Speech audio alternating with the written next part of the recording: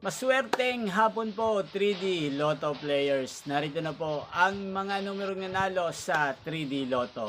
2 PM result, July 4, 2026, araw ng Sabado. Kaya kunin nyo na po ang inyong mga ticket. Narito na po ang resulta. Yan, nakikita nyo na po ngayon sa screen ng inyong cellphone ang mga numerong nanalo sa 3D Lotto 2 PM result. In exact order po yan. At kung maswerte namang natayaan nyo po ang mga numero niyan kanina, congrats po sa inyo. At narito naman po ang mga numero nanalo sa 2D Lotto 2 PM result. Yan. And ano nga bang magandang numero ngayong araw na to sa 3D Lotto?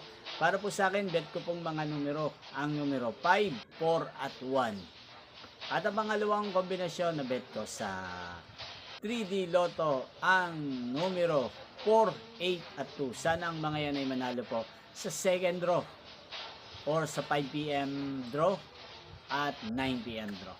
Yan, inyo pong napanood ang resulta ng 3D Lotto sa channel na ito, Roderick Hernandez TV. Muli nyo pong mapapanood ang resulta nito mamayang 5 PM. Thank you for watching.